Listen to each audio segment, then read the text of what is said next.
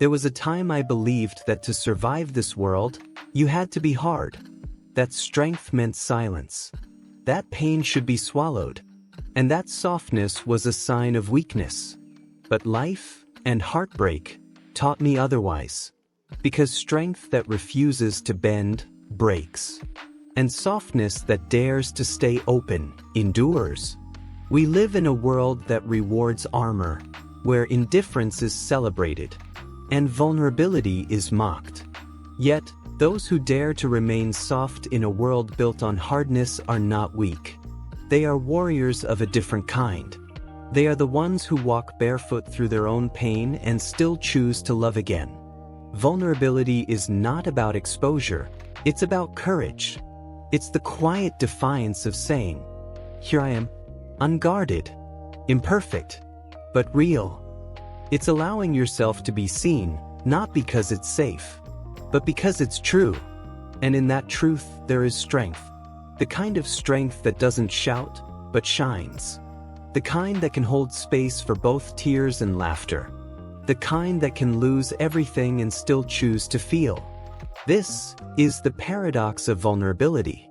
The softer you become, the stronger you stand, the more you open your heart, the more you learn what it truly means to be unbreakable.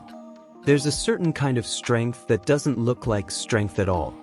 It's not found in clenched fists or hardened hearts. It's found in the quiet tremor of someone who dares to feel. To feel deeply is to live without armor in a world that keeps throwing stones. It's walking through the fire of your own emotions, knowing you'll get burned, and doing it anyway. Because deep down, you understand something that most people run from. Pain is not the opposite of life. For the longest time, I thought my sensitivity was a curse. I felt everything too much, the tone behind the words, the weight in a silence, the sadness in a stranger's eyes. But over time, I realized that feeling deeply didn't make me fragile. It made me alive. Because emotions, even the painful ones, are proof that you're still open to life. Most people spend their entire existence building walls to avoid being hurt. But the truth is, walls don't just keep pain out, they keep life out too. You can't selectively numb emotions. When you block out sadness, you also block out joy. When you suppress grief, you silence love. Feeling deeply is not a weakness, it's a form of wisdom. It's knowing that every emotion carries a message, that heartbreak teaches empathy. Fear sharpens awareness, and loss expands gratitude.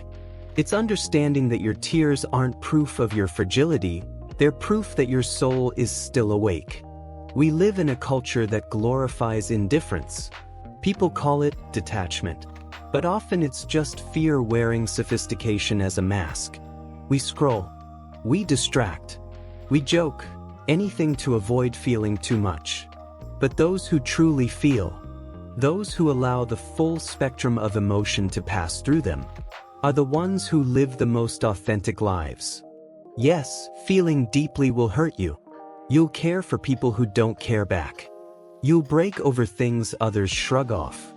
You'll cry over beauty that others never notice. But you'll also experience love that moves mountains, laughter that heals, and peace that no amount of control could ever buy.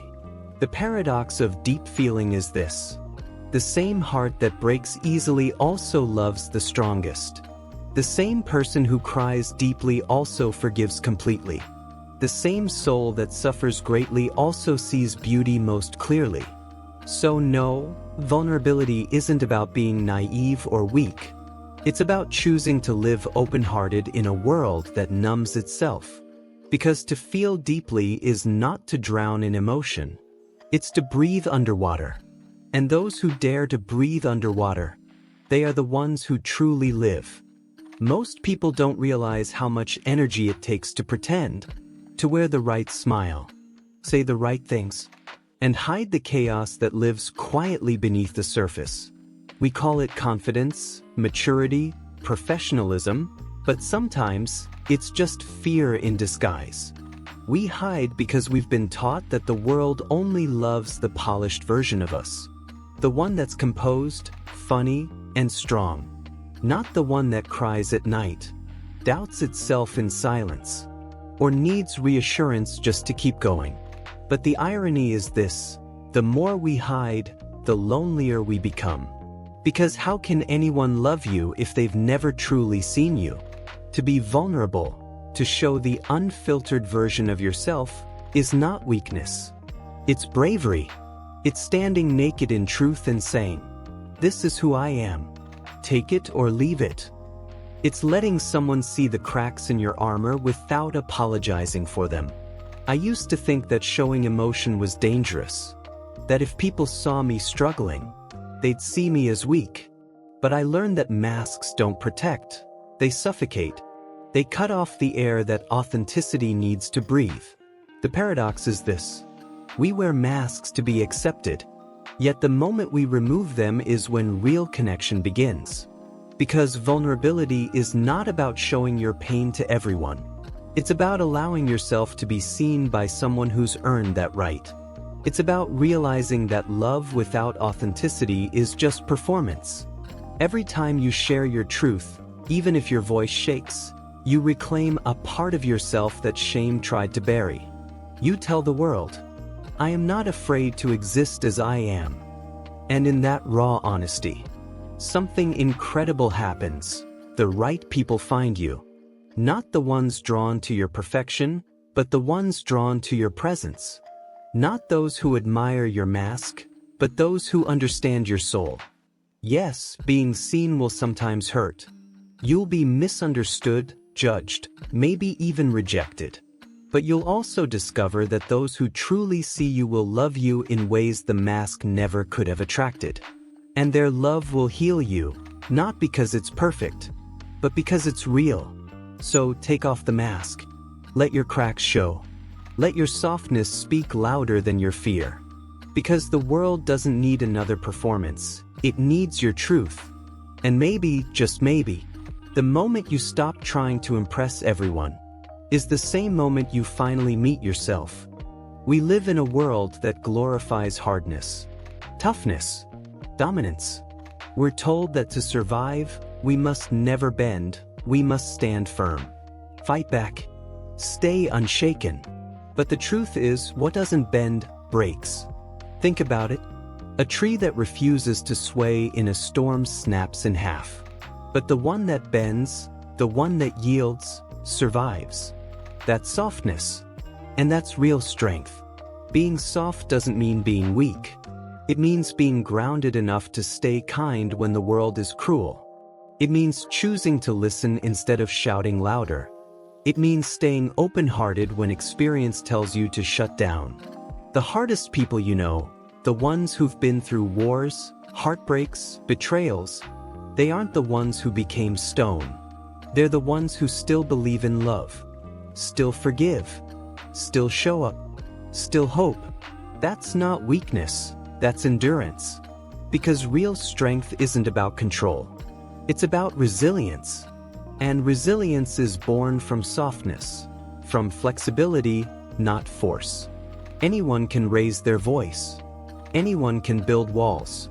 But not everyone can stay gentle in a world that keeps trying to make them bitter. That's power.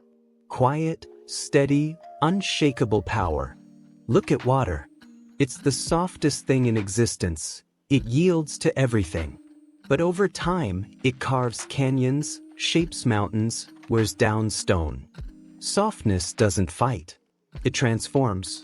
It wins, not by resisting but by outlasting. That's the paradox of vulnerability.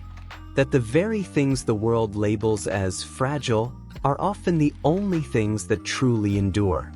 Empathy, kindness, forgiveness, these are the tools that rebuild broken hearts and fractured communities. They are not signs of weakness, they are acts of quiet revolution. You see, hardness is easy. You just close your heart and stop caring. But softness requires faith. It's the decision to keep your heart open even when it's been broken. To still believe that love is worth it, that people can change, that life is still beautiful despite it all. That's not naivete, That's courage. So, don't be ashamed of your softness. Don't let anyone make you feel small for caring deeply. Because the soft ones are the ones who keep this world alive.